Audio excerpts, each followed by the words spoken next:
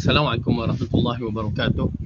Innal hamdalillah nahmaduhu wa nasta'inuhu wa nastaghfiruh wa na'udzu billahi min shururi anfusina wa min sayyiati a'malina. May yahdihillahu fala mudilla lahu wa man yudlil fala hadiyalah. Asyhadu an la ilaha illallah wahdahu la syarika lah wa asyhadu anna Muhammadan 'abduhu wa rasuluhu. Amma ba'd. Fa inna khairal kalami kalamullah wa khairal huda huda Muhammadin sallallahu alaihi wasallam. وشر الأمور محدثاتها وكل محدثة بدعة وكل بدعة ضلالة وكل ضلالة في النار. Alhamdulillah, pertama kita rapatkan syukur kita kepada Allah Subhanahu Wa Taala yang telah menyampaikan kita lebih daripada separuh Ramadan bulan Syawal. Dan alhamdulillah di antara kita telah selesai menunaikan puasa sunat 6 Syawal dan kita harapkan Allah terima amalan kita. Dan seterusnya kita berusaha untuk menjadikan hamba-hamba yang terbaik. Masa untuk hidup ini terlalu singkat, perjalanan kita terlalu dekat dengan kubur yang sedang menanti kita.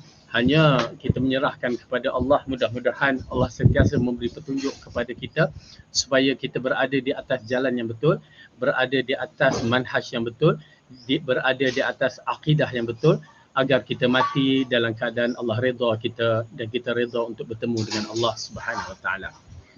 Baik tuan-tuan dan puan-puan yang dirahmati oleh Allah, masih lagi kita membicarakan syarah kita Al-Jami'. Masih lagi kita membicarakan syarah kita Al-Jami' yang dikarangkan oleh Abdullah bin Abdul Rahman Al-Bassam yang diambil dari kitab Bulughul Maram oleh Ibn Hajar Al-Asqalani. Jadi oleh kerana itu kita telah berada di antara kemuncak buku kitab ini. Satu persoalan ataupun satu pertanyaan untuk diri kita, bagaimana adakah kita telah beramal paling kurang sedikit dari kitab yang kita belajar ini ataupun bagaimana, wallahu alam. Ala kulli hal, tuan-tuan dan puan-puan berusahalah. Kerana ini sahaja perjalanan yang di antara perjalanan yang Rasulullah sallallahu alaihi wasallam ingatkan kepada kita. Berdalilkan hadis Rasulullah mengatakan talibul ilmi faridatun ala kulli muslimin. Menuntut ilmu adalah wajib pada tiap-tiap muslim. Dikuatkan dengan hadis man salaka tariqan yaltamasu fihi ilman sahhalallahu lahu tariqan ilal jannah. Barang siapa yang berusaha untuk menuntut ilmu, Allah akan permudahkan baginya jalan ke syurga. Dan ilmu yang dikatakan ini terutamanya ilmu fardu ain. Ilmu fardu ain merupakan asas bagi segala ilmu yang menentukan kedudukan kita syurga ataupun neraka. Ilmu akidah, ilmu tauhid, ya. Ilmu tauhid adalah asas.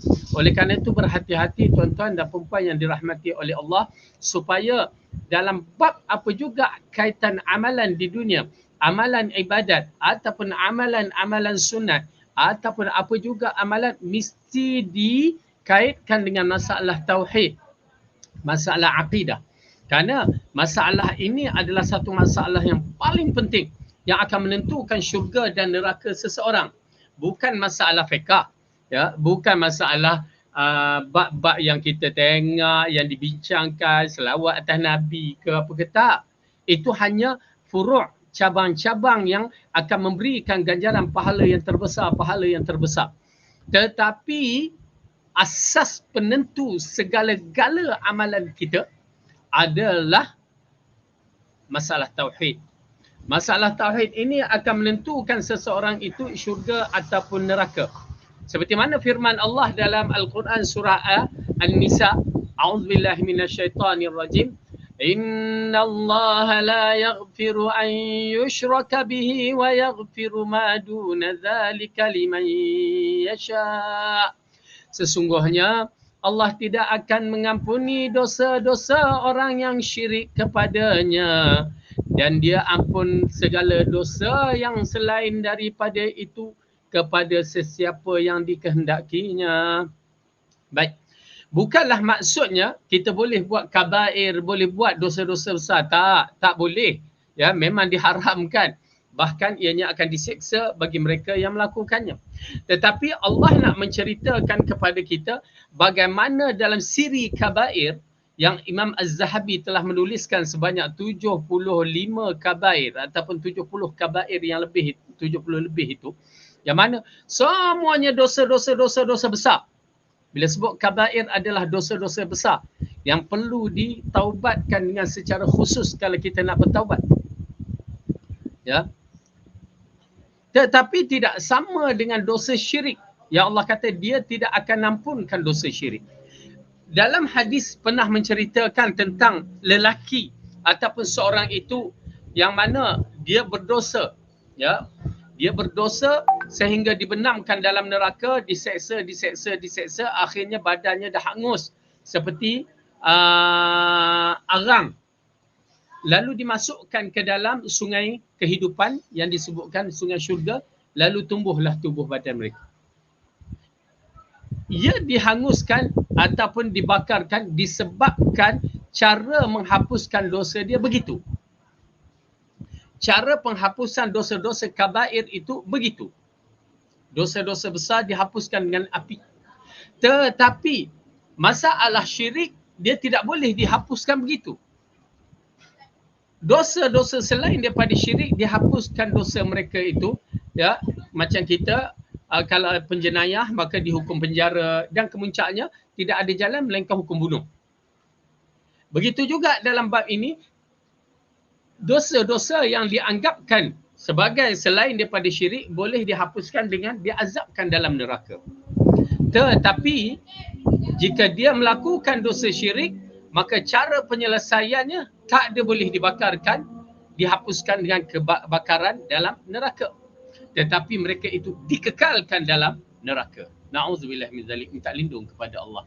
Jadi oleh kerana itu tuan-tuan dan puan-puan, walaupun apa perkara yang kita ambil, walaupun perkara itu merupakan perkara dunia, apatah lagi perkara agama, pastikan masalah tauhid kita ini bersih daripada unsur-unsur syirik.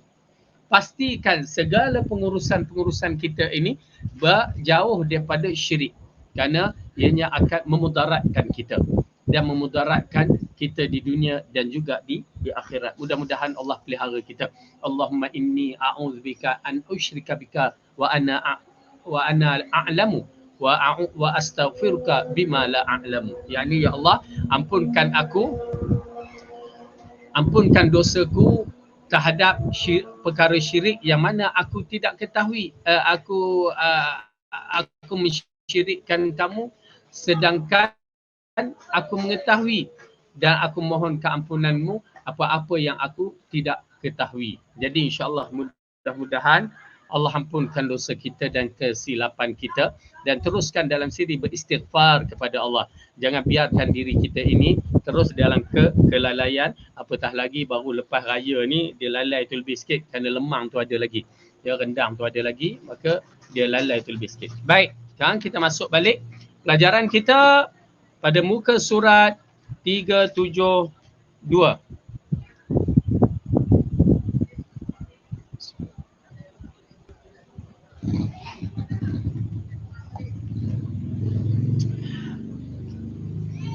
Pada muka surat ini kita telah menerangkan dalam bab yang berkaitan dengan, masih lagi kita bicara tentang siri doa-doa dan zikir-zikir yang mana ianya warid dalam hadis yang sahih, di mana kita diajarkan meminta pertolongan Allah, meminta agar Allah berikan petunjuk kepada kita senantiasa.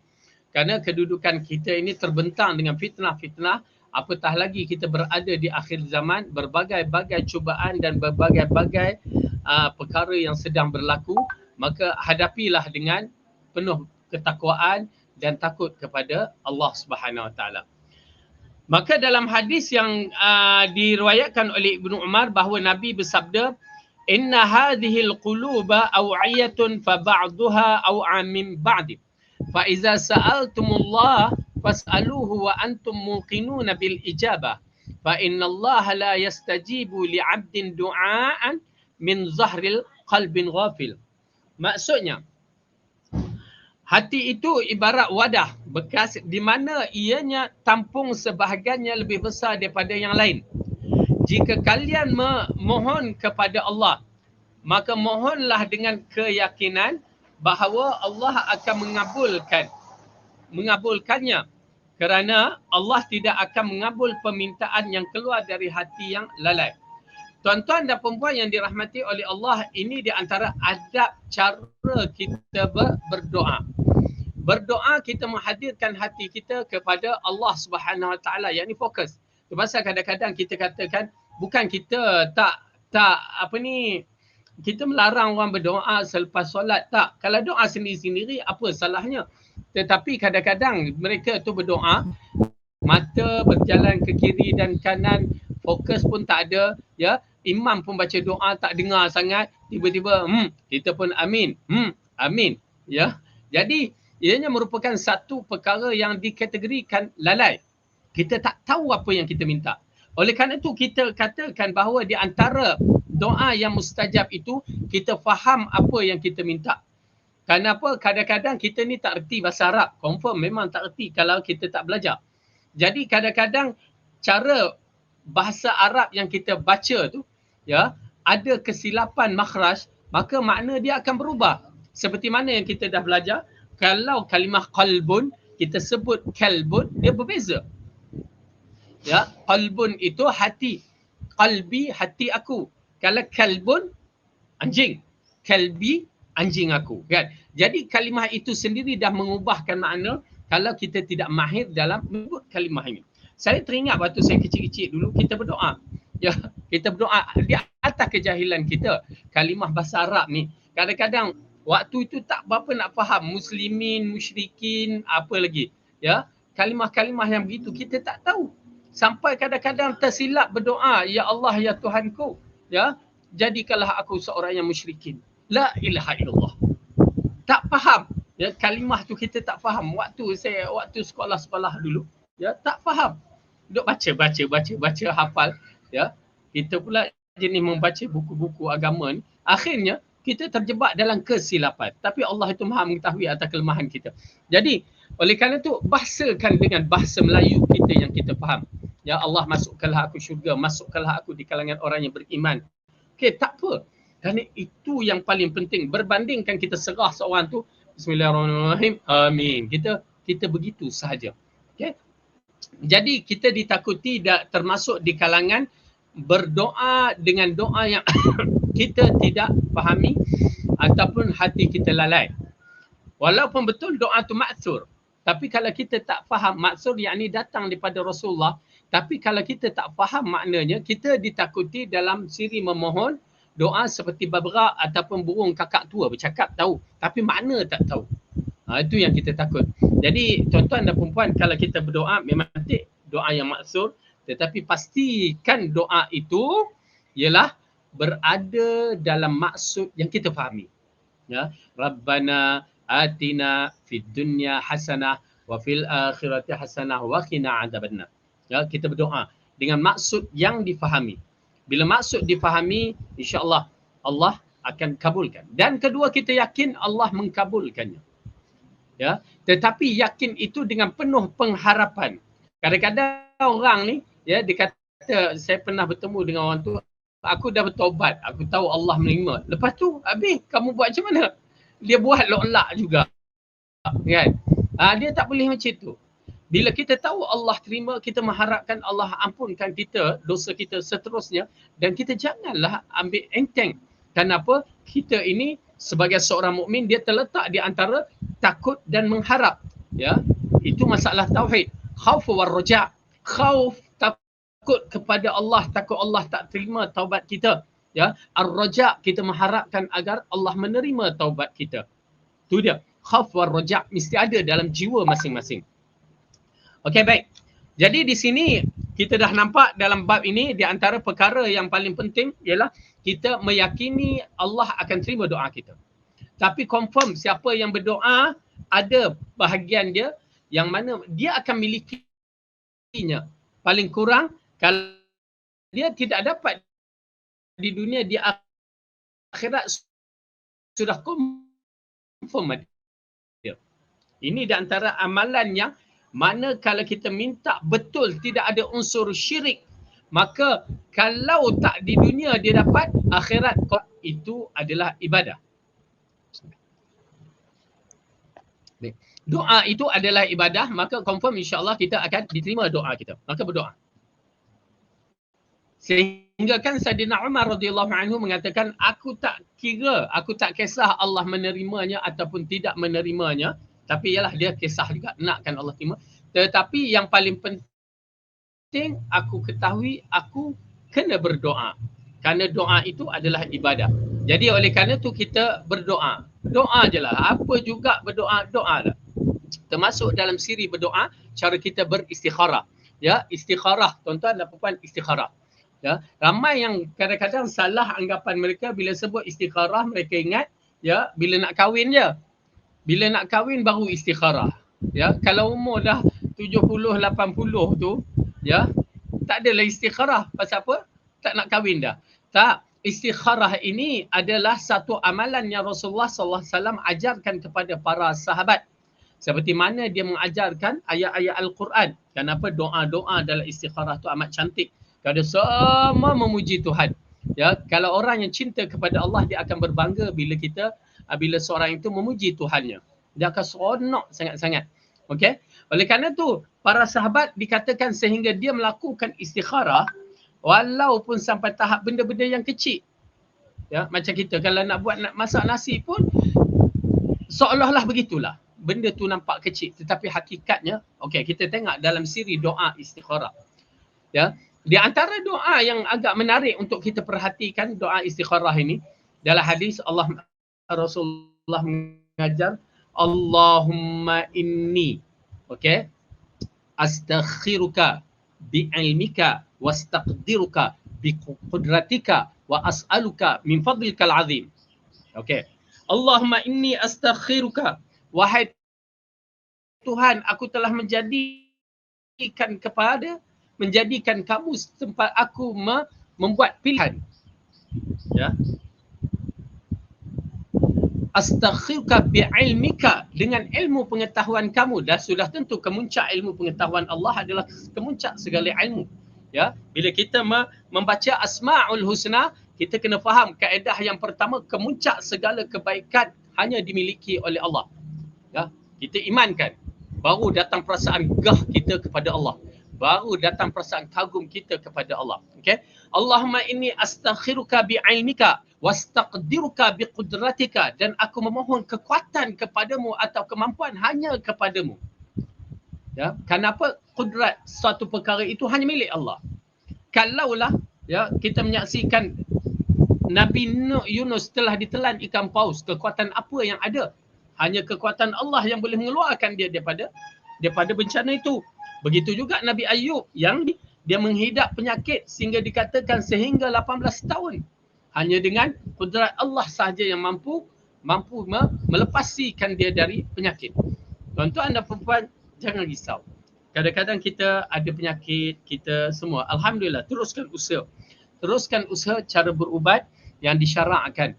Jangan pergi ke bomoh-bomoh yang pakai khurafat-khurafat tu, tetapi pergilah. Rasanya klinik, hospital pun boleh. Tak menjadi masalah, perubatan tradisional yang betul-betul tidak ada unsur syirik, pergilah. Kerana apa? Tuan-tuan dan perempuan, ya, kerana kadang-kadang ubat itu hanya penyebab saja, dia tidak lebih. Yang syifa itu datang daripada Allah. Ya, berapa ramai orang yang dah keadaan kritikal, tetapi di akhirnya hanya dia berubat melalui syariat kita seperti air zam-zam, seperti berdoa, dan dia teruskan usaha-usahanya. Alhamdulillah dia syifa, dia sihat. Yang pernah saya cerita, seorang hamba Allah tu darah tinggi, tinggi dia kata. Tapi satu hari itu nak jadikan cerita, dia pergi ambil uduk di waktu hujan yang lebat, tiba-tiba halilintar, boom kata, terkejut dia, pingsan. Dia waktu tu tengah ambil uduk daripada pipe tu, boom, pingsan. Bangun tidur, bangun dia pingsan. Lepas tu macam biasalah tiap-tiap hari tertentu dia pergi appointment dia. Dia dapati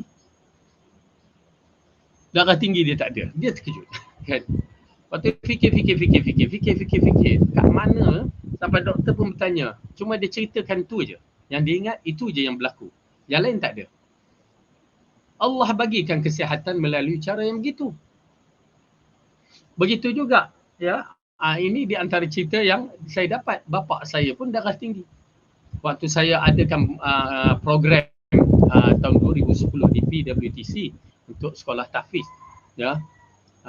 Maka tiba-tiba dia datang Dia hanya minum kopi je. Minum kopi tanpa gula. Minum. Yalah makan lepas tu minum tu. Balik rumah kampung, dia cuba hari appointment dia tu, dia datang sampai doktor kata, Haji makan apa Haji? Kenapa? Dia kata darah tinggi Haji dah normal dah. Kita tak tahu juga. Ya, taklah. Lepas tu dia pergi klinik, doktor ni silap, dia pergi ke klinik yang kedua untuk kepastian. Doktor yang kedua pun kata tak ada darah tinggi. Baik. Di situlah dia bertanya. Dia call saya, Fadil, kamu program dulu, kamu letak kopi tu, kopi apa? Kita pun tak tahu. Kita bukan pengurusan begitu. Ada kopi api, kopi apa? Kopi Jintan, kopi Mak Janda, kopi Pak Dara, semua ada. Manalah kita tahu, ya. Tapi dia kata, abah rasa abah minum kopi tu, darah abah turun. Darah tinggi tu turun. Alhamdulillah hampir 10 tahun. Ya, hampir 10 tahun. Ya, tak naik darah tinggi. Itu kita mengatakan itu di antara asbab yang berlaku.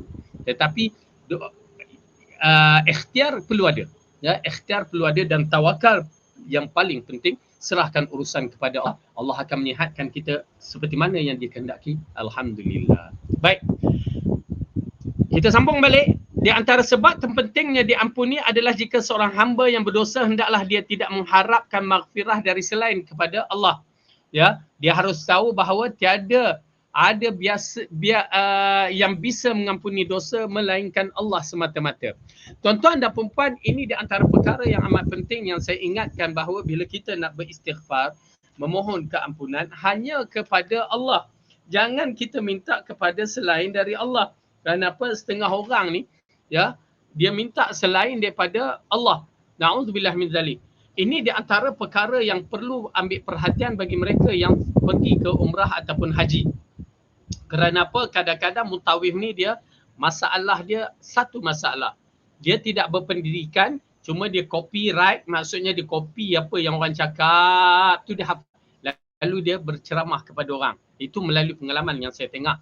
Bila dalam peristiwa tahun 98 begitu, dia berceramah, dia tak perasan saya ada, bila dia perasan dia macam nak cakap tu tak berani. Kenapa? Dia tahu dia bukan orang yang terpelajar, hanya sebagai wakil daripada syarikat sahaja.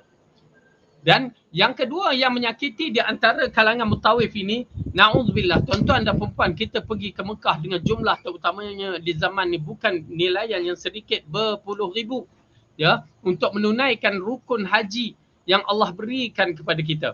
Ya, nak menunaikan rukun haji ini, ya, kita perlukan syarat rukun Islam tu yang kelima tu agak sukar sebenarnya.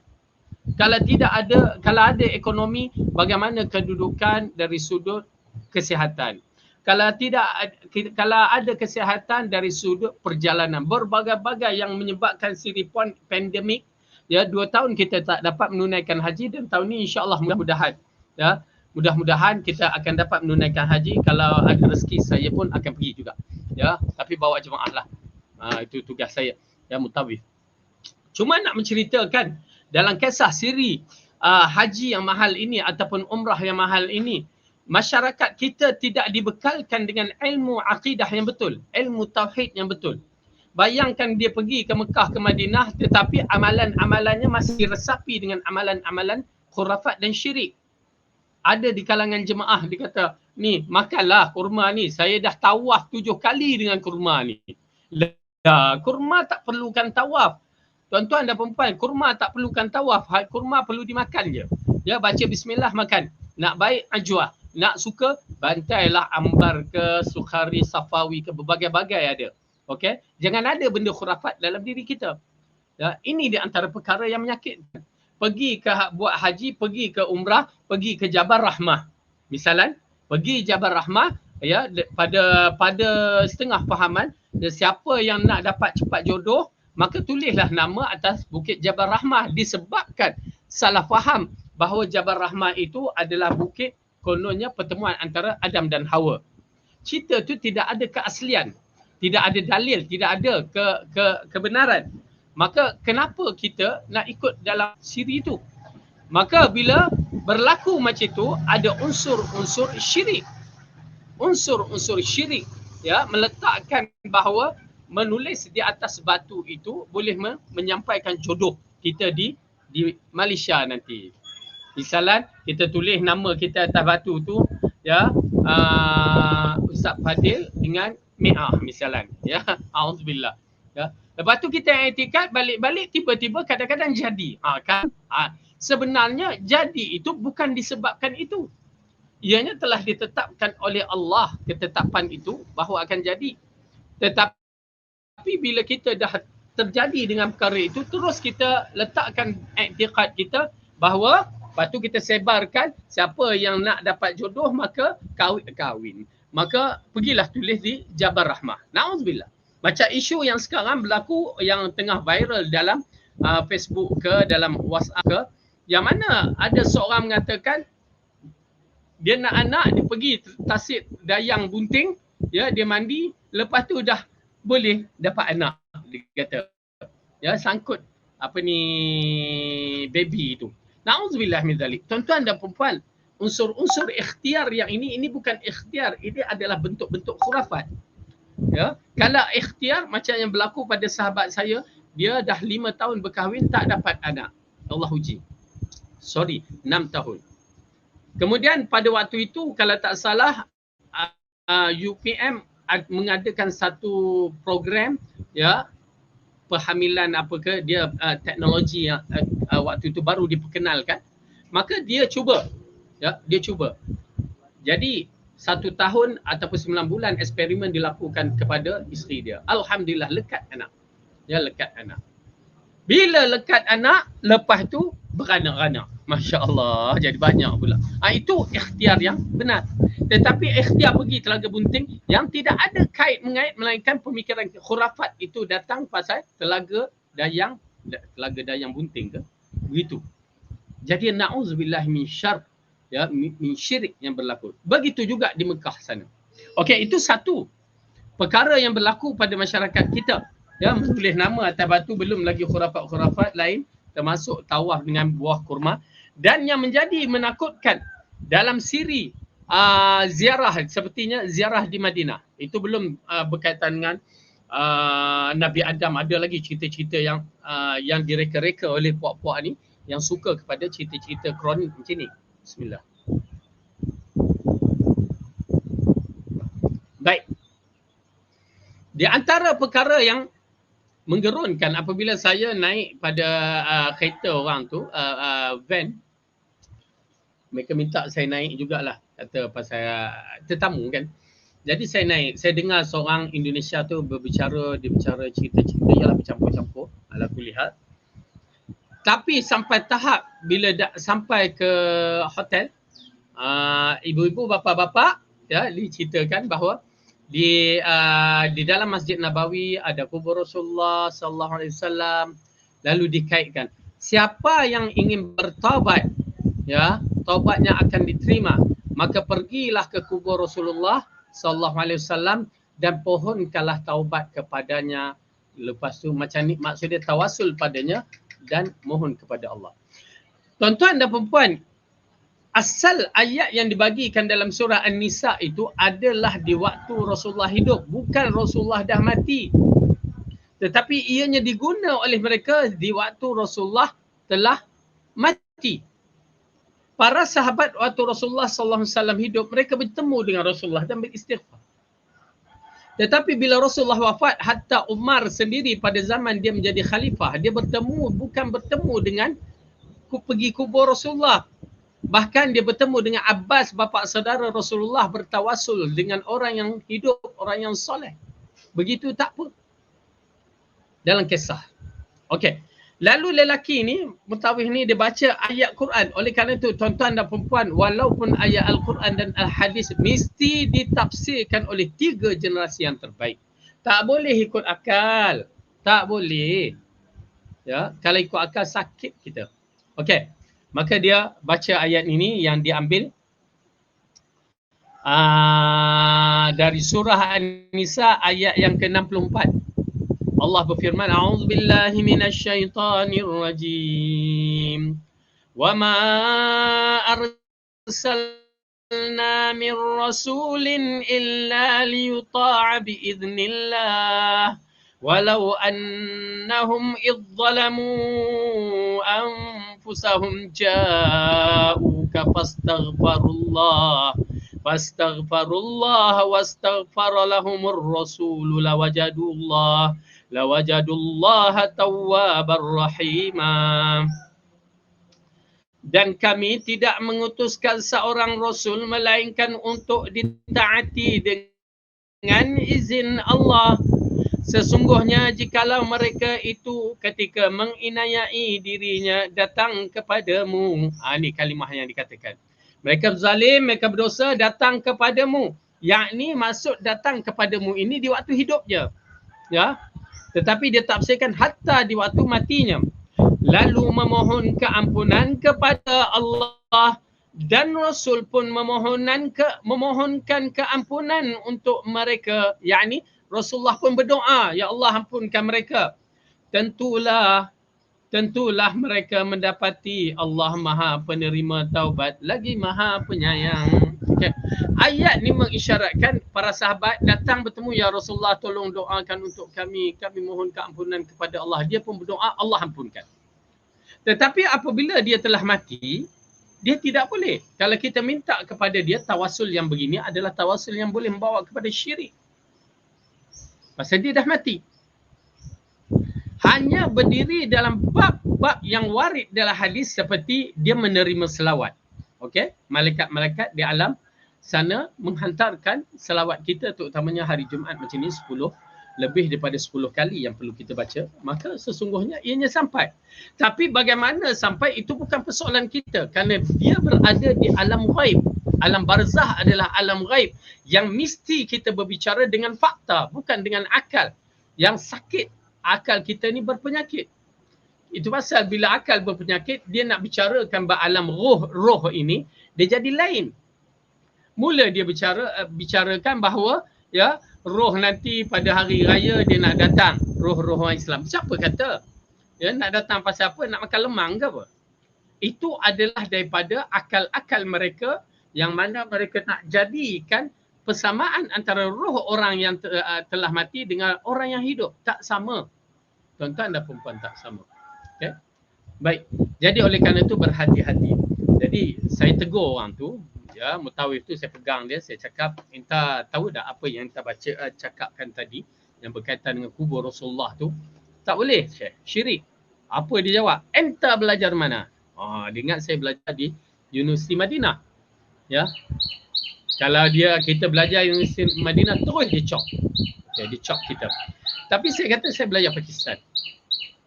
Bila dengar belajar Pakistan, dia tak berani nak bercakap apa-apa. Dan akhirnya saya ingatkan supaya enta berhati-hati. Perbuatan enta tu boleh menyebabkan syirik. Yang mana bila menyebabkan syirik, tuan-tuan dan perempuan, umrah habis terbatal, haji kita habis rosak disebabkan perkara-perkara yang begitu. Naudzubillah min dzalik. B. Meminta ampun meskipun dosa terlampau besar dan banyaknya mendekati jumlah awan di langit. Yang diinginkan dari istighfar yang kesinambungannya adalah tidak lagi melanjutkan perbuatan dosa. Okey, ini yang kita katakan bahawa bila kita datang bertemu dengan Allah, Allah akan ampunkan. Ya, apatah lagi kita tahu masyarakat kita ni yang mana kita mengharapkan tidak ada kabair-kabair yang dilakukan. Kalau ada istighfar. Kerana dalam hadis nanti kita akan jumpa bagaimana Allah mengisyaratkan, "Wahai hamba-Ku, jika kamu datang dosa sebanyak langit dan bumi sekalipun, jika kamu datang beristighfar kepadaku, aku akan ampunkan." Kita dah belajar tentang kisah taubatan nasuha yang mana seorang itu telah melakukan pembunuhan 99.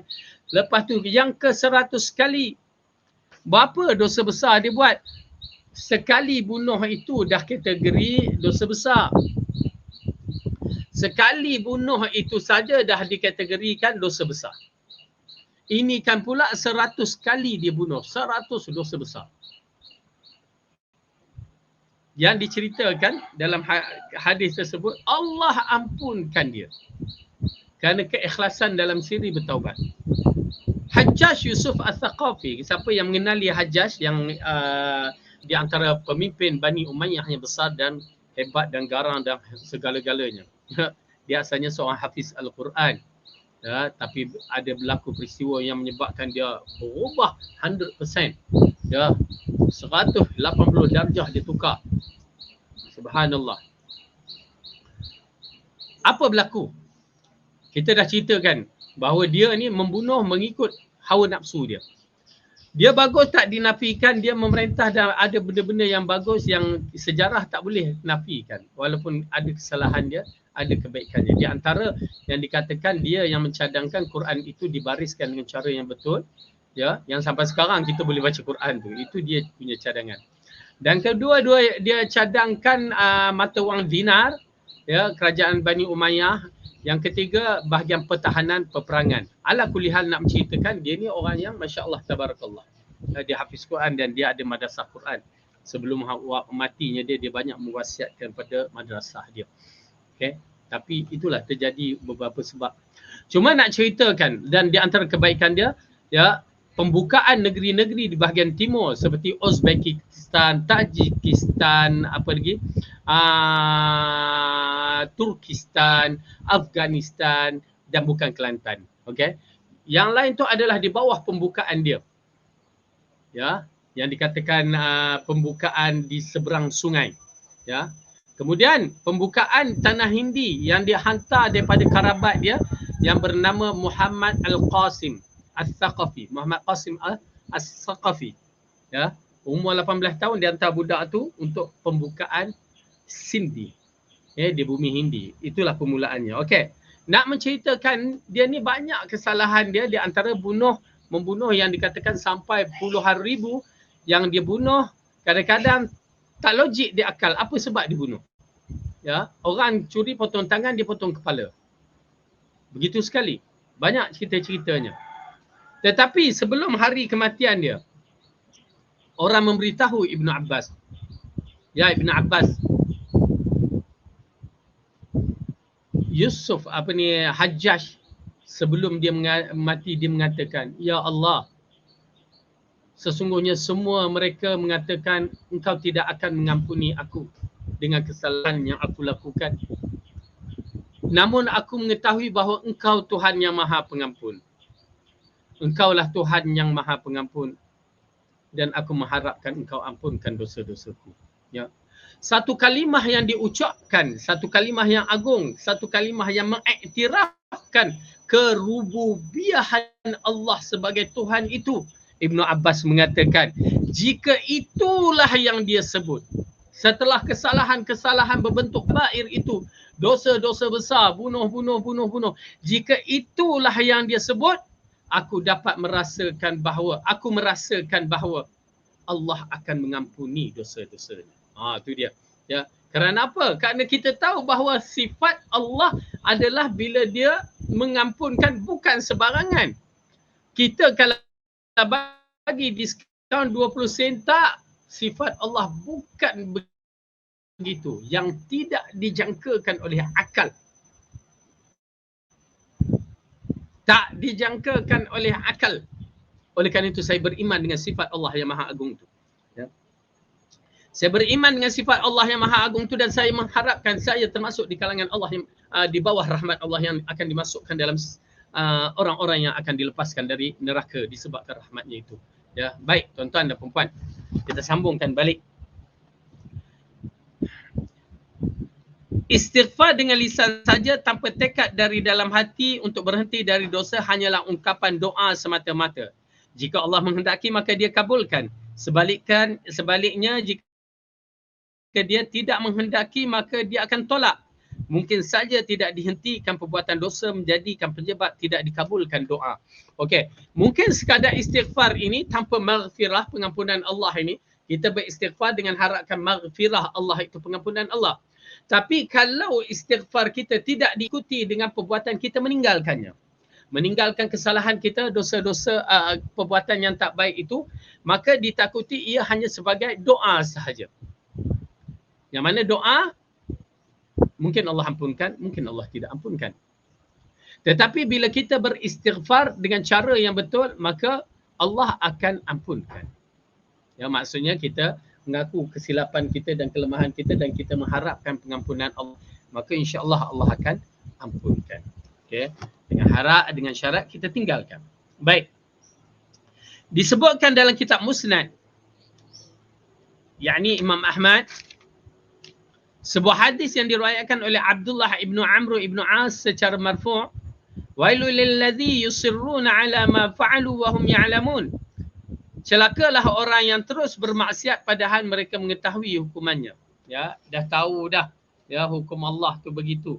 Ya, dah tahu dah hukum Allah tu, ya, akan kena siksaan Allah. Ya, maka dia buat juga. Maka berarti dia menghina, seolah-olah memperremehkan tentang Allah Subhanahu Wa Taala. Jadi bersalah. Ya, maka kalau dia dapati bersalah memang teruklah. Ya. Itu macam kes yang melanggar pelajar opsi, ya, yang 5 orang hang rentung tu. Yang orang tu mempunyai rekod yang tak baik. Tapi masih lagi membawa kenderaan. Rekod jenayah yang tak baik dia sudut, ya, saman-saman yang diberikan yang tidak dibayar, dan dia melarikan diri dan dia bawa lori tu, dan akhirnya menyebabkan 5 orang mati kan. Salah seorang tu anak kepada kawan, ya, na'udzubillah. Nak menceritakan kepada kita, ya, bahawa kedudukan orang-orang yang berdosa tidak berusaha untuk beristighfar, tidak berusaha untuk meninggalkan, sama juga seperti mana dia ni melakukan dosa-dosa, dia memandang remeh tentang kedudukan Allah, ataupun memandang remeh tentang maghfirah Allah, ataupun dia tak berat kepada Allah. Jadi itu sebab dia dihukumkan dengan cara yang begitu. Kemudian diriwayatkan oleh Imam Al-Baihaqi dalam kitabnya satu hadis yang diriwayatkan dari Ibnu Abbas secara marfu'. Apa dia? Al-mustaghfiru min dhanbin wa hum muqimun alaihi kal mustahzi' bi rabbih. Orang yang memohon keampunan untuk dosanya namun masih saja mengerjakannya bagaikan orang memperlecehkan Tuhannya. Yakni mustahzi' ini mempermainkan Allah. Ya, mempermainkan Allah. Kita sendiri sebagai manusia tak suka dipermainkan. Kamu nak buat betul-betul. Ya, tak suka nak belit-belit macam tu. Tetapi bila dia buat macam tu, seolah-olah dia mustahzi'in, mempermainkan Allah.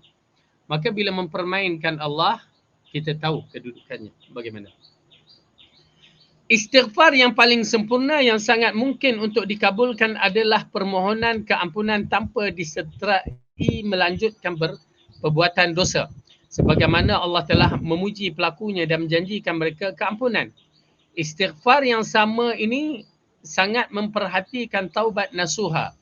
Istighfar yang kuat dari lisan namun dengan hatinya hambar, kedudukannya sebagaimana doa biasa yang tidak dikabulkan. Ya, doa-doa yang tidak fokus maksudnya dia akan termasuk dalam siri perkara-perkara yang agak Allah tidak akan kabulkan. Kerana tidak ada kesungguhan dalam siri berdoa. Alah macam kita jugalah, kalau orang tu pekerja kita, dia kerja malam-malam, kita pun mengharap dia keluarlah, pergilah kamu. Dia tak ada nak simpati dah. Tak ada nak bagi gaji lebih ke apa. Ya, kita kata keluarkanlah. Senang cerita. Okey, baik. Tata cara beristighfar yang paling tepat adalah dimulai dengan pujian Rabb, kemudian pengakuan atas dosa dilakukan, barulah setelah itu mohon keampunan. Urutan ini sesuai dengan cara matan Sayyidul Istighfar. Ya, jadi di antaranya ialah dengan isna' memuji Allah Subhanahu Wa Taala. Ya, permulaan seperti doa kita, bila kita doa kita akan baca alhamdulillahirabbil alamin wassalatu wassalamu ala rasulil amin, paling kurang ya, puji kepada Allah dan selawat ke atas Rasulullah sallallahu alaihi wasallam. Kita mulakan doa dan digalakkan dengan adab-adab beristighfar ini, dimulakan dengan memuji Allah dan beritahu pengiktirafan tentang dosa-dosa yang pernah kita lakukan. Ada pun dosa-dosa yang besar ini yang perlu diisytiharkan di depan Allah. Bukan diisytihar depan manusia, tak. Diisytiharkan depan Allah. Tetapi dosa-dosa yang kecil, maka dia akan terhapus dengan berbagai-bagai amalan yang kita tahu. Seperti amalan-amalan yang seperti pergi ke masjid, ambil wudu, apa lagi amalan-amalan yang mana menjadikan ianya mudah terhapus. Ya, dia tidak, kalau kita beristighfar lagi cantik. Tapi kalau kita tak istighfar, ada amalan-amalan yang akan mengcoverkan dia, menutupkan segala kesilapan dia. Yang si bertauhid, inilah sebab paling kuat diterimanya memohon keampunan yang paling menentukan. Ya, dengan arti kata lain, tauhid yang besar itulah syarat yang menjadikan pengampunan itu berlaku. Berdalilkan firman dalam surah An-Nisa ayat yang ke-48 yang kita dah bacakan tadi. Sesungguhnya Allah, innallaha la yaghfiru an yushraka bihi wa yaghfiru ma duna dzalika liman yasha. Sesungguhnya Allah itu tidak akan mengampunkan dosa syirik, tapi dia akan mengampunkan dosa kepada siapa yang dikehendakinya. Ya, ini di antara jaminan Allah bahawa dia akan menghapuskan dosa-dosa kita. Baik. Barang siapa yang datang dengan tauhid walaupun mempunyai kesalahan sepenuh bumi, maka Allah tetap akan menemuinya dengan maghfirah sepenuh bumi juga. Namun hal ini tergantung dengan kehendaknya. Jika dia berkehendakkan, dia diampuni. Sebaliknya jika tidak berkehendakkan, dia akan diseksa kerana dosanya. Untuk selanjutnya Allah akan mengeluarkan dia dari api neraka dan dimasukkan ke dalam syurga. Okey. Baik, dalam bab ini dia penulis mengatakan barang siapa yang datang tauhidnya walaupun mempunyai kesalahan sepenuh muka bumi. Yakni orang yang bersalah di muka kita ni, kalau kita datang bertemu dengan Allah, tauhid kita cantik. Tauhid kita bersih. Yang mana macam saya ceritakan bagaimana jika kedudukan seseorang itu, jika dia bersalah kepada Allah tapi tauhid dia bersih, ya, maka di sini yang berlaku dalam kisah hadis, satu hadis yang disebutkan hadis kad. Hadis kad berkaitan dengan hadis yang dikaitkan dengan kalimah la ilaha illallah.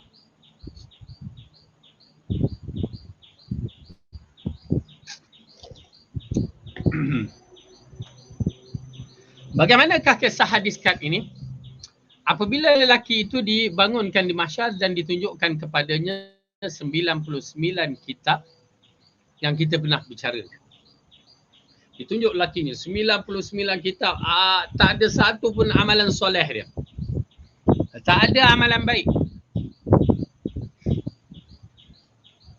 Maka Allah mengatakan, kot-kotlah malaikat tersilap tulis ke, tersilap catat. Ya. Lalu dia mengatakan tidak, semuanya apa yang ditulis, apa yang catat itu adalah betul. Kot-kotlah malaikat itu tersalah lagi ke? Tak, semuanya betul. Lalu ditanya kepadanya, adakah kamu merasakan bahawa kamu akan berjaya? Ya? Kenapa? Kerana diletakkan kepada mizan, dosa tu dia akan berat. Dia memberatkan. Ini mizan ni seperti dacing, ya, dacing yang kalau kita sebut bukan kempen politik pula, dia dacing seperti lambang Barisan Nasional, ya, dacing. Jadi bila diletakkan dosa berat, maka ditanya, adakah kamu rasa kamu akan mendapat pelepasan? Dia kata, tak ada ya Allah. Lalu dikatakan, masih ada lagi. Apa dia? Lalu dibawakan kalimah la ilaha illallah. Yang ulama mengatakan kalimah tauhid, Muhammadur Rasulullah. Lalu dikatakan, apakah kalimah kecil ini akan memberatkan timbangan aku? Lalu Allah mengatakan, pada hari ini tidak ada kezaliman yang akan berlaku. Berarti kamu masih ada lagi benda yang baik. Maka kita ketengahkan. Dan ulama mengatakan dalam penafsiran ini, kalimah tauhid dia bersih, tidak ada unsur syirik. Tidak ada unsur syirik. Maka bila dia letakkan saja, maka terbaliklah. Yang tadi dosa tu berat, sekarang turun yang berat adalah kalimah la ilaha illallah. Tidak ada satu yang lebih berat daripada kalimah nama-nama Allah. Nampak tak? Tuan-tuan dan puan-puan. Kalimah tauhid yang bersih itu akan memberatkan timbangan kita. Siapa yang ingin ambil perhatian, maka dia ambil lah. Jadi, maka di sini mengisyaratkan walau orang tu berdosa macam mana sekalipun, maka kalau dia ada kebersihan dalam bab tauhid, maka dia akan terselamat. Kemudian sebahagian ulama berkata ahli tauhid tidak akan dilemparkan ke dalam neraka sebagaimana orang kafir dilemparkan ke dalamnya. Dia juga tidak akan kekal di dalamnya sebagaimana orang kafir kekal di dalamnya. Jika tauhid seorang hamba telah sempurna dan murni hanya kerana Allah melaksanakan segala pensyaratan yang wajib dilaksanakan, baik secara lisan, perbuatan juga hatinya, apalagi kalimah terakhir yang diucap menjelang kematiannya adalah kalimah tauhid. Nescaya apa yang telah disebutkan barusan menjadikan dirinya berhak mendapat keampunan atas dosa-dosanya sekaligus menjadi penghalang untuk dimasukkan ke dalam api neraka secara mutlak. Okey. Peristiwa ini dalam hadis ini yang mana ianya berkaitan dengan satu kisah bagaimana orang-orang kafir ni mereka mengatakan bahawa apabila keputusan itu telah diselesaikan, ya, ahli syurga masuk syurga, ahli neraka masuk neraka. Tetapi terdapat di kalangan ahli neraka ini adalah orang yang beriman. Orang yang beriman yang dimasukkan ke dalam neraka disebabkan dosa-dosa mereka. Tetapi ingat tuan-tuan dan puan-puan, na'udzubillah, dosa-dosa mereka ini, orang yang kafir tidak sama dengan dosa-dosa orang yang beriman. Kenapa? Dosa-dosa orang yang kafir ini termasuk dalam diri mereka adalah unsur syirik.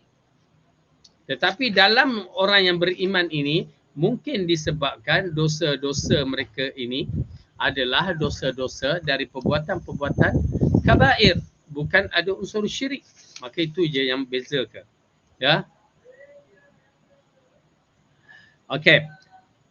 Jadi apabila mereka berkata, ya, apa beza kamu dengan kami? Mereka dah masuk neraka ni, tapi itu belum muktamad, belum kata putus yang Allah bagikan. Kerana kalau dah kata putus itu dalam kisahnya, kisah hadis, roh kita ni dibawa di tengah-tengah antara syurga dan neraka dan disembelih. Itu dah putus. Ahli neraka, ahli syurga, ahli syurga. Tetapi dalam bab ini belum lagi kata putus, bahkan ianya merupakan juzuk daripada azab yang mereka terima. Lalu dikatakan apa beza kamu dengan kami? Kamu beriman, kami tak beriman. Kamu masuk neraka, kami masuk neraka juga, kan? Lalu Allah membebaskan mereka, ya. Membebaskan mereka sehingga kan orang kafir melihat orang Islam telah bebas, ya, walaupun mereka itu diseksa pada awalnya tetapi telah dibebaskan. Lalu mereka mengatakan, alangkah baiknya aku di dunia ini, apa dia, kalau mengucap kalimah syahadah pun dah cukup dah. Aku pun tidur. Maksudnya aku tak perlu buat apa-apa lagi. Sampai begitu sekali mereka ucapkan. Ya, sampai begitu sekali mereka ucapkan, kalau boleh biarlah aku masuk Islam walaupun aku tak beriman. Ya, begitu sekali. Tak beriman, tak beramal. Ya, maka berhati-hati tuan-tuan dan puan-puan, ya, perkara yang begini.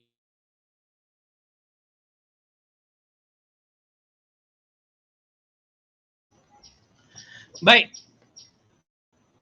Dalam bab itu Allah ceritakan dalam surah Al-Hijr. Cuba tengok surah Al-Hijr. Surah yang ke-15, juzuk yang ke-14. Surah yang ke-15, juzuk yang ke-14. Allah berfirman.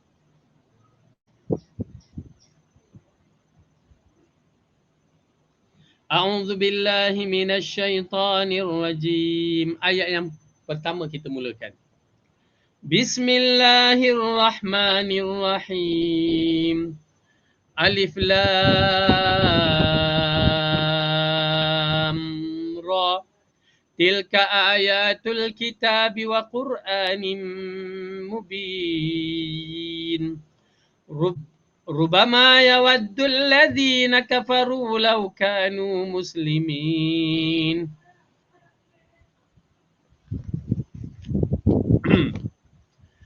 Dengan nama Allah yang Maha Pemurah lagi Maha Penyayang. Alif Lam Ra, hanya Allah yang mengetahui. Surah ini adalah sebahagian dari ayat-ayat kitab yang sempurna, iaitu ayat-ayat Quran yang memberikan penjelasan. Orang-orang yang kafir itu seringkali nanti di akhirat menginginkan kiranya mereka dahulu di dunia menjadi orang Muslim. Itu dia kisah dia. Ya. Mereka ni di akhirat kelak mereka bercita-cita alangkah baiknya jika aku jadi orang Islam. Ya, disebabkan apabila mereka menyaksikan Allah membebaskan orang Islam itu walaupun mereka ini orang yang berdosa. Ya, ini merupakan satu benda yang besar, tuan-tuan dan puan-puan, benda yang besar. Saya beriman dengan sifat maghfirah, pengampunan Allah itu bukan sebarangan. Dia akan mengampunkan dosa yang kita tidak jangka. Ya, jangan sekali kita tak adil lah dia tu dah berdosa. Jangan, itu bukan urusan kita. Allah akan bagi kepada kita yang sebaik sehingga kita mengatakan Allah itu maha adil. Ya. Ni kelebihan tauhid. Itu kalimah tauhid yang dijaga. Apatah lagi kalau kita kalimah tauhid yang dijaga dan dipraktikalkan. Lagi ya, kedudukan kita lagi besar. Lagi tinggi, lagi hebat. Maka tuan-tuan dan puan-puan berusahalah menjadi orang yang terbaik di sisi Ar-Rahman. Sebagaimana ulama berkata ahli tauhid tidak akan dilemparkan ke dalam neraka sebagaimana orang kafir dilemparkan ke dalamnya. Dia juga tidak akan kekal di dalamnya sebagaimana orang kafir yang kekal di dalamnya. Jika tauhid seorang hamba telah sempurna dan murni hanya kerana Allah melaksanakan segala pensyaratan yang wajib dilaksanakan, baik secara lisan, perbuatan juga niatnya, hatinya. Apalagi ta'liq kalimah terakhir yang diucap menjelang kematiannya adalah kalimah tauhid. Nescaya Allah telah disebutkan. Nescaya apa yang telah disebutkan barusan menjadikan diri berhak untuk mendapat keampunan ke atas dosa-dosanya sekaligus menjadi penghalang untuk dimasukkan ke dalam api secara mutlak. Itu dia kelebihan tauhid. Ya, kelebihan tauhid, dia akan diampunkan dosa dia walau dalam keadaan bagaimana sekalipun. Allah maj'alna min ahli tauhid. Okay, baik. Amin. Barang siapa yang telah tertanam di dalam hatinya kalimah tauhid, akan keluar dari hatinya segala ikatan dengan Allah, baik perasaan cinta, pengagungan, sanjungan, takut, pengharapan dan berserah diri. Mulai saat itu keseluruhan dosanya dan kesalahannya akan habis terbakar, meskipun banyak dosa-dosanya itu dia akan banyak berbuat kebaikan. Seperti inilah pengaruh tauhid yang serupa sebab terbesarnya dan teragung. Andai sebutir atom dari tauhid diletakkan di atas tumpukan kejahatan yang besar bagaikan gunung, nescaya ia akan mampu mengubahkan tumpukan itu menjadi kebaikan. Ya, ini di antara misal bagi kita yang mana jika tauhid itu bersih. Bila tauhid itu bersih, kedudukannya akan terpelihara, bahkan dia akan termasuk di kalangan hamba-hamba yang terpilih. Ya, hamba-hamba yang terpilih sehinggakan dikatakan jika dia umpamakan sebesar atom, sebesar zarah itu, tauhidnya bersih, maka dia akan membersihkan peribadi-peribadi yang menganut secara betul. Jadi tuan-tuan dan puan-puan, usahakan kita membersihkan tauhid kita mengikut cara Rasulullah sallallahu alaihi wasallam. Kemudian disebutkan di dalam Al-Musnad dari Ummu Hani dari Nabi sallallahu alaihi wasallam, baginda bersabda, la ilaha illallah la yasbikuha amalun wala tatruku zamban. Maksudnya la ilaha illallah itulah ucapan yang tidak bisa dilampaui oleh suatu amal soleh pun dan tidak akan membiarkan satu dosa pun kecuali ia akan dihapuskan. Wallahu a'lam. maka pada buku ini telah mengisyaratkan bahawa kalimah tauhid perlu bersih jika untuk memastikan kita termasuk dalam golongan orang yang dibersihkan atau diampunkan. Baik, insyaAllah kita sambung. Ya, kita sambung tajuk yang berikutnya. Sebentar kita tengok macam ada pertanyaan.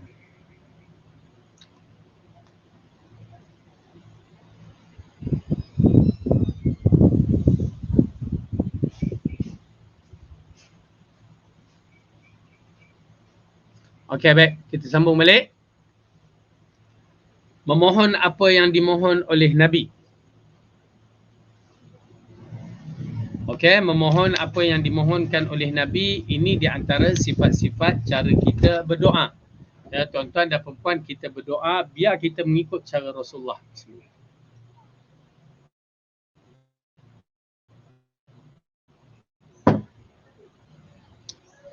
Kita berdoa mengikut cara doa yang dibuat oleh Rasulullah.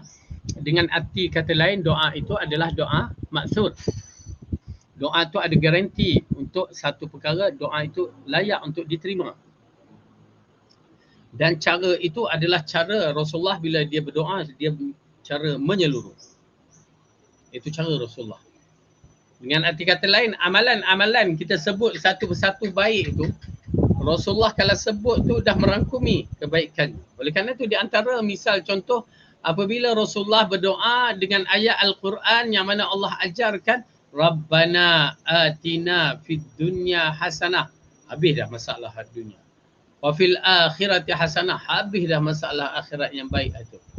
Ya, semuanya diminta dalam bentuk yang baik. Wa qina azabannar. Dan jauhkanlah aku dari azab neraka. Okey. Baik, itu di antara sifat doa menyeluruh yang dibuatkan oleh Rasulullah SAW. Maka di sini kita akan baca hadis tersebut. Bagaimana doa-doa yang warid dalam hadis ini merupakan doa yang baik maksud, yang mana ianya akan dia mempunyai sifat doa yang mustajab. Hari ini ada tak doa mustajab? InsyaAllah hari Jumaat lepas asar. Ya, InsyaAllah fokuskan siri doa kita. Siapa yang tak habis surah Kahfi boleh baca. Boleh baca. InsyaAllah habiskan. Apa lagi? Banyakkan selawat ke atas Nabi. Bagi lelaki persiapan untuk ke masjid. Tak ada alasan dah. Dan tidak ada alasan dia untuk datang awal. Dan dia duduk di depan saf yang pertama dan tidak ada alasan lagi dia nak pusing apa. Walaupun dia takut dengan apa yang berlaku, dah kerajaan membenarkan, tak perlu takut. Ya, maka pergi. Kerana ada yang tak pergi disebabkan dia takut, masih lagi takut dengan pandemik ni apa semua, tak. Wajib pergi. Dia wajib. Pakailah mask. Pakai mask, insyaAllah. Tawakallah.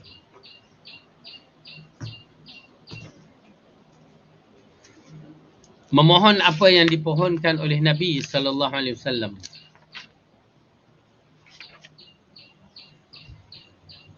Dari Anas bin Malik anna Nabi sallallahu alaihi wasallam علمها هذا الدعاء dari Aisyah علمها هذا الدعاء اللهم إني أسألك من الخير كله عاجله وآجله ما علمت منه وما لم أعلم وأعوذ بك من شر كله عاجله وعاجله ما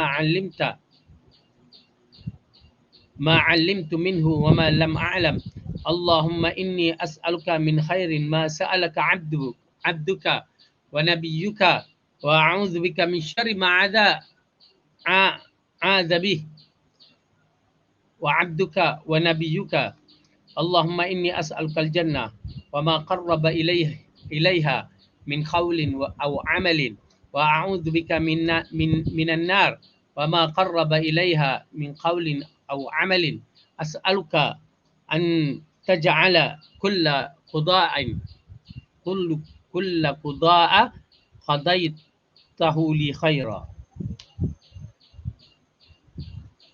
Okay? Bahasa Arab dia. Kita pun jangan baca. Saya pun jangan baca.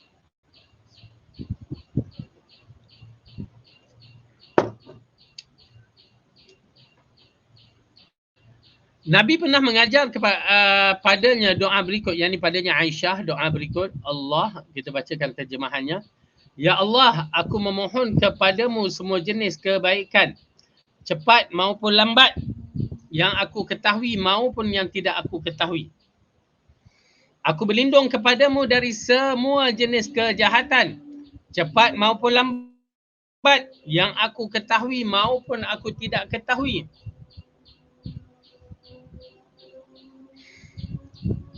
Ya Allah, aku memohon kepadamu kebaikan yang diminta oleh hamba-Mu dan Nabi-Mu. Aku berlindung kepadamu dari kejahatan yang diminta perlindungan darinya oleh hamba-Mu dan Nabi-Mu. Ya Allah, aku memohon darimu syurga dan apa saja yang memerdekakannya, yang mendekatkannya ke arahnya, baik dari perkataan maupun perbuatan. Aku mohon perlindungan kepadamu dari apa saja yang mendekatkan ke arahnya, baik perkataan atau perbuatan. Aku mohon kepadamu agar engkau menjadikan setiap urusan yang engkau putuskan untukku merupakan keputusan yang baik. Okey.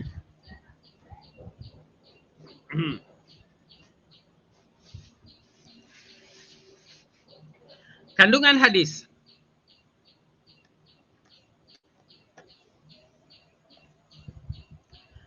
Pertama, Nabi telah mengajarkan doa yang lengkap ini kepada Aisyah, kerana itu sudah sepantasnya setiap Muslim mengajarkannya pula kepada isteri dan anak-anak dan sahabat karib, atau siapa saja yang menjadikan relasinya. Kerana mengajar doa ini mengajar sesuatu yang sangat bermanfaat bagi mereka, bagi agama maupun di dunia mereka. Ya, tuan-tuan dan puan-puan, kita berdoa seperti mana yang diajarkan oleh Nabi merupakan satu cara doa yang paling baik, kerana Rasulullah tidak bercakap mengikut hawa nafsu. Jadi doa yang dibacakan ini dan yang disampaikan oleh Aisyah ini, ianya merupakan doa yang besar yang perlu kita ambil perhatian dan boleh kita hafal dan boleh kita baca. Kerana doa ini merangkumi banyak kebaikan yang diajarkan oleh Rasulullah sallallahu alaihi wasallam.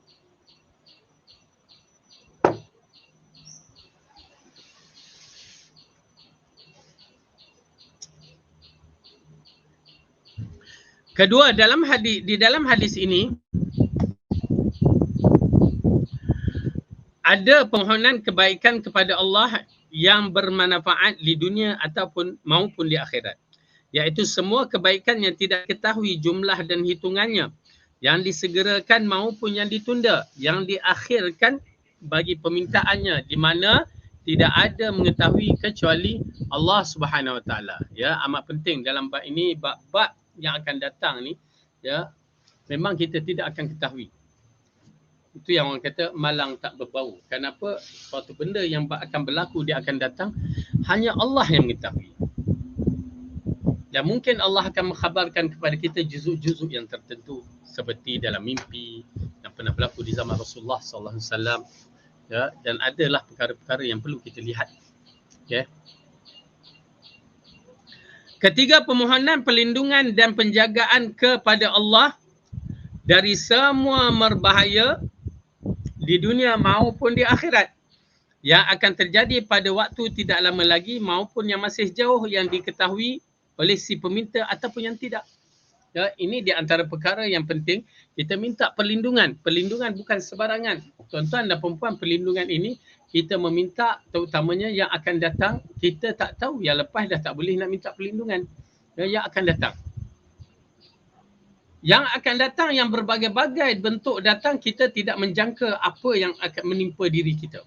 Oleh kerana itu kita minta perlindungan kepada Allah. Terutamanya di antara perlindungan itu mesti kita minta untuk menjauhkan daripada kejahatan, keburukan. Hanya itu perlindungan. Oleh kerana itu kita minta perlindungan kepada unsur-unsur yang besar. Seperti yang Rasulullah sallallahu alaihi wasallam mengajarkan kepada kita. Allahumma inni a'udzubika min azabil qabri wa min azabin nar wa min fitnatil mahya wal mamati wa min syarri fitnatil masihid dajjal. 4 itu diminta perlindungan kerana kedudukan fitnah itu terlalu besar. Ujian kita ni terlalu besar. Selagi namanya manusia, ada ujian. Tetapi tuan-tuan dan perempuan, mungkin kalau bagi mereka yang telah melebihi usia 50 tahun, ya, dia merasakan bagi mereka yang usia 50 tahun ke atas dah mula merasakan bahawa perjalanan mereka adalah dah singkat dah. Kalau tak rasa berat.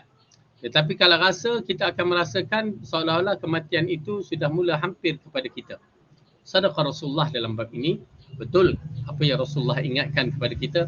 Apatah lagi diingatkan bahawa umur di kalangan umat aku kebanyakannya 60 ke 70 tahun. Berarti anytime kalau dah masuk dalam 60-70, bila-bila masa Allah akan cabutkan nyawa kita. Apa yang paling penting, persiapan. Persiapan demi persiapan perlu ada dalam diri kita. Sementara kita menunggu hari kematian, kita buatlah amalan-amalan soleh yang boleh kita buat. Bukan maksudnya, oh kita kena berhenti kerja. Siapa suruh berhenti kerja? Kerja itu amalan soleh. Buat. Kita boleh buat apa saja yang kita boleh buat. Kalau kita boleh memajukan umat Islam, kita majukan umat Islam dengan segala kekuatan kemahiran yang kita ada. Ya, bukan sampai suruh duduk betapa dalam gua. Ya. Sampai tak nak makan, tak nak apa, duduk betapa dalam rumah. Bukan begitu. Itu semua rasukan syaitan, penipuan syaitan dan penipuan pemikiran-pemikiran yang jahat. Tetapi hendaklah kita tambahkan amalan-amalan soleh dan kurang ataupun jauhkan daripada amalan-amalan yang tidak soleh. Okey. Keempat, kemudian permohonan yang lebih umum dari semua jenis kebaikan. Si pemohon dihasung agar meminta kepada Allah kebaikan apa saja yang diminta oleh Rasulullah. Juga memohon perlindungan dari kejahatan apa saja baginda berlindung kepada Allah darinya. Kerana beliau jauh lebih tahu kebaikan di sisi Allah dan keburukan dibandingkan kita. Sehingga yang beliau minta itu pasti kebaikan yang paling utama dan kejahatan yang beliau minta perlindungan dari Allah itu pasti yang paling berbahaya. Status kita di sini hanya meneladani baginda dalam menginginkan kebaikan dan menjauhkan keburukan. Dengan arti kata lain, kalau kita berdoa tu, wallahu alam, kita boleh berdoa, ya Allah, aku berdoa seperti mana yang Rasulullah doakan. Macam itu. Aku berlindung kepadamu seperti mana yang Rasulullah mohon perlindungan denganmu. Ya, secara umum lafaz yang begitu, ya, aku mohon kebaikan seperti mana yang Rasulullah mohon kepadamu semua kebaikan. Rasulullah akan minta semuanya benda yang terbaik. Dan Rasulullah akan minta perlindungan pada semua benda yang jahat.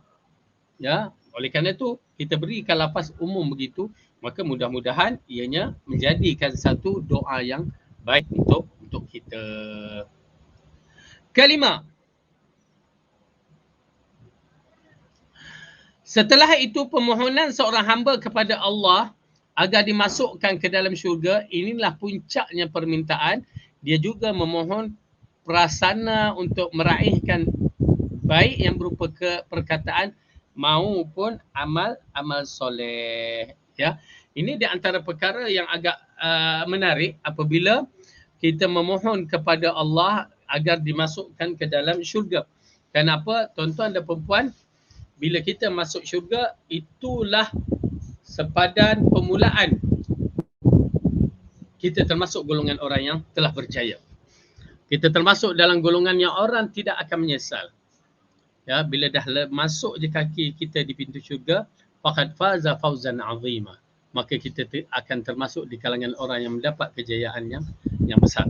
Oleh kerana itu, tuan-tuan dan perempuan, usahakan diri kita. Usahakan diri kita supaya kita ini termasuk di kalangan ahli syurga. Banyakkan berdoa. Keenam, kemudian permintaan dari seorang hamba agar Allah Ta'ala menjadikan seluruh putusan yang dia tetapkan baik untuknya. Meskipun tampaknya buruk, namun pada dasarnya apa pun diputuskan oleh Allah pasti mengandungi hikmah dan maslahah. Ya.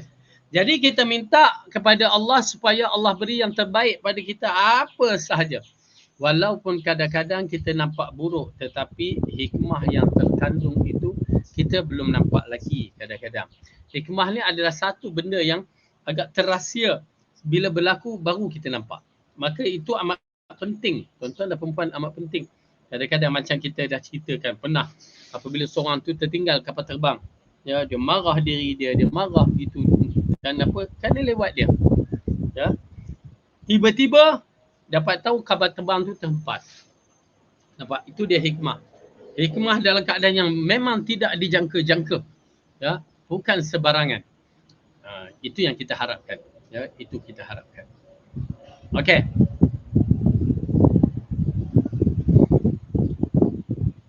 Allah Ta'ala berfirman dalam surah Al-Baqarah, boleh jadi kalian membencikan sesuatu padahal ia baik bagi kalian. Dan mungkin boleh jadi pula kalian menyukai sesuatu padahal ia buruk bagi kalian. Allah mengetahui sedangkan kamu tidak mengetahui. Ya? Allah katakan di sini, Allah mengetahui dan kamu tak mengetahui. Ini usul, tuan-tuan dan perempuan, kalimah akhir tu, Allah mengetahui, kamu tidak mengetahui, itu adalah usul nak bagi tahu kepada kita, jangan buat suka-suka. Buat mesti ada dalil. Kerana Allah tahu, kamu tak tahu. Dalam bab agama, jangan buat suka-suka. Allah mengetahui dan kamu tidak mengetahui. Kenapa? Allah yang menurunkan Al-Quran, Allah yang menurunkan kepada Rasulullah, maka dia tahu apa yang diturunkan. Okey. Jadi ayat dari surah Baqarah ayat ke-216.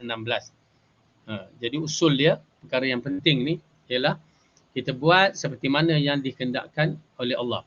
Itu pasal boleh jadi kamu benci sesuatu pada Allah itu adalah baik bagi kalian, dan boleh juga dikatakan kalian menyukai sesuatu padahal buruk bagi Allah, bagi kalian, ya, di sisi Allah. Dan Allah mengetahui, kamu tak tahu. Memang ayat ini mengisyaratkan baik itu bukan daripada minda kita. Baik itu apa yang Allah dan Rasul kata baik, itulah baik. Dan buruk itu apa yang Allah katakan buruk dan Rasul katakan buruk, itulah buruk. Ini dia kaedah agama. Ya, jangan nak pandai-pandai, tak usah. Kita ni hidup di dunia meminjam, ya, sementara kita menuju ke alam akhirat. Tiba-tiba kita buat hal, ya, buat hal suatu perkara yang tak boleh dipakai. Kenapa? Tidak ada dalil. Baik. Yang ketujuh, doa yang diajarkan oleh Rasulullah SAW kepada Aisyah agar dia mengetahui dan menjadi pelajaran bagi umat beliau sebagai bahan nasihat dan budi baik Aisyah. Doa ini termasuk sebaik-baik doa yang paling bermanfaat kerana mencakupi seluruh kebaikan dunia dan akhirat. Ya, jadi doa ini yang diajarkan oleh Rasulullah SAW kepada Aisyah agar dia mengetahui dan menjadi pelajaran. Jadi Aisyah ni Ummul Mukminin, ya, Ummul Mukminin. Maka dia menyampaikan apa yang baik kepada anak-anak dia. Kita ni anak-anak dia, ya, dia Ummul Mukminin. Maka oleh kerana itu, apa yang Aisyah sampaikan ini datang daripada Rasulullah SAW, merupakan bekalan yang terbaik untuk kita menjadikan panduan hidup. Ya. Jadi insya-Allah selepas ini kita berdoa seperti mana yang diarahkan oleh Rasulullah SAW, cara berdoa, dan kita meminta seperti mana yang Rasulullah ajarkan kita cara meminta. Ya, dan kita merangkumi dalam siri doa-doa yang terbaik, cara yang Rasulullah ajar kepada kita untuk kita mendapat semua yang terbaik dan untuk kita jauhkan pada semua perkara yang tidak baik. Ya, jadi tuan-tuan dan puan-puan, ini merupakan perkara yang penting dalam hidup kita. Banyak berdoa kepada Allah. Sesungguhnya Allah takkan biarkan kita dalam keadaan, ya, terombang-ambing. Jadi oleh kerana itu, ianya merupakan satu perkara yang penting. Jadi insya-Allah pada pelajaran yang akan datang kita akan sampai pada tajuk yang terakhir dalam buku ni. Alhamdulillah tamat buku kita baca, ya. Ya, lepas ni kita akan bagi tahu apakah kitab yang akan kita sambungi. Jadi tuan-tuan dan puan-puan boleh follow up pada pihak admin Yayasan Ta'lim kita apa.